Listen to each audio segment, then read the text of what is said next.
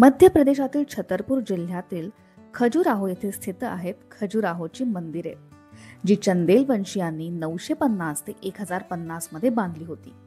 भारतातील मध्ययुगीन काळापासून जतन केलेल्या मंदिरांच्या सर्वोत्तम उदाहरणांपैकी एक आहे कंदरिया महादेव मंदिर.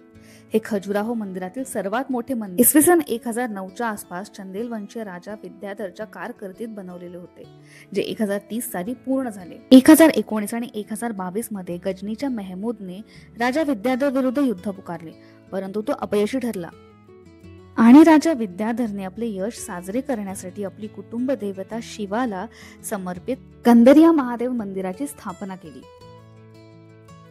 नागर शैलीमधील पंचायतन पद्धतीने बनलेले हे मंदिर भारतीय वास्तुकलेचा उत्तम नमुना आहे. पंचायतन मंदिर म्हणजे मुख्य मंदिरासोबत जेव्हा 4 छोटी मंदिरे सभोवती बांधली असतात, परंतु वर्तमानात ही 4 छोटी मंदिरे आता नष्ट झाली आहेत. कंदरा म्हणजे गुहा आणि कंदरिया महादेव मंदिर म्हणजे गुहा निवासी शिवाचे मंदिर. मंदिराच्या नावावरून आपण समजू शकतो की हे महादेवाचे मंदिर आहे आणि या मंदिराचे प्रवेशद्वार गुहेच्या आकाराचे. या मंदिराच्या गर्भगृहात संगमरवरी शिवलिंग प्रस्थापित केलेले आहे.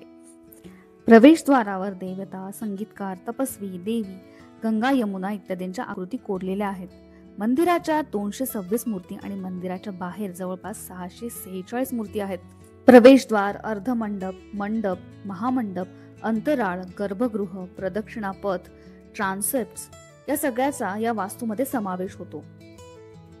शिखरापर्यंत 84 लघु शिखरे बनलेली आहेत आणि शिखरावर अमृत कलश सुद्धा बनलेले आहेत.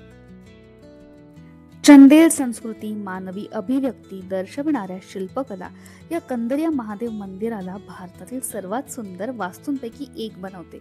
ही माहिती तुम्हाला आवडली असेल तर पुढे नक्की शेअर करा.